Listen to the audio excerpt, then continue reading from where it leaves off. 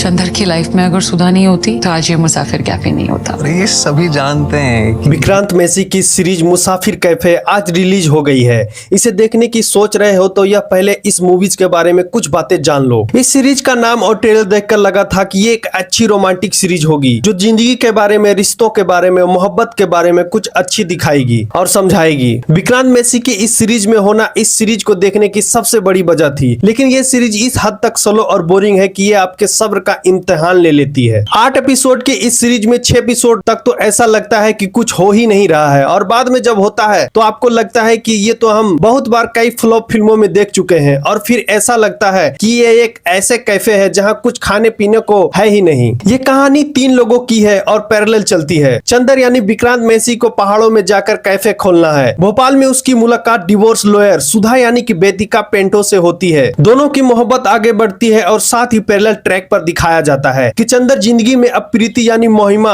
मकवाना है जो अब उनके कैफे की पार्टनर है और उनकी भी अब इन तीनों की जिंदगी एक साथ कैसे जुड़ी हुई है यह आपको पता चल जाएगा अगर आपको 8 एपिसोड तक ये सीरीज देख पाए तो। ये सीरीज हद से ज्यादा स्लो है, यानी आगे बढ़ती ही नहीं है, ना ही आपको कुछ सिखाती है। कुछ ऐसे सीन जरूर हैं जो इंस्टाग्राम रील्स के हिसाब से अच्छे लग सकते हैं, लेकिन एक सीरीज के तौर पर तो नहीं। ये जिस किताब पर आधारित है वो किताब कमाल की है, लेकिन किताब को सीरीज में बदलने का आइडिया फ्लॉप साबित होता है। कुल मिलाकर आपको लगता है कि आपका वक्त बर्बाद हुआ है और मजा नहीं आया। विक्रांत मैसी इस सीरीज को देखने की सबसे बड़ी वजह है या उनका काम शानदार है। वो अपनी जिंदगी के दोनों पहलुओं को अच्छे से निभा जाते हैं, लेकिन खराब राइटिंग के आगे एक अच्छा एक्टर कुछ नहीं कर सकता। कुल मिलाकर ये सीरीज वक्त की बर्बादी है। अगर आप इस सीरीज को देखने जा रहे हैं तो मुझे कमेंट कर जरूर बताइएगा कि आपको इस मूवीज को कैसी लगी। तब तक के लिए मैं आपसे अलविदा लेता हूँ। बाय बाय, जय हिंद।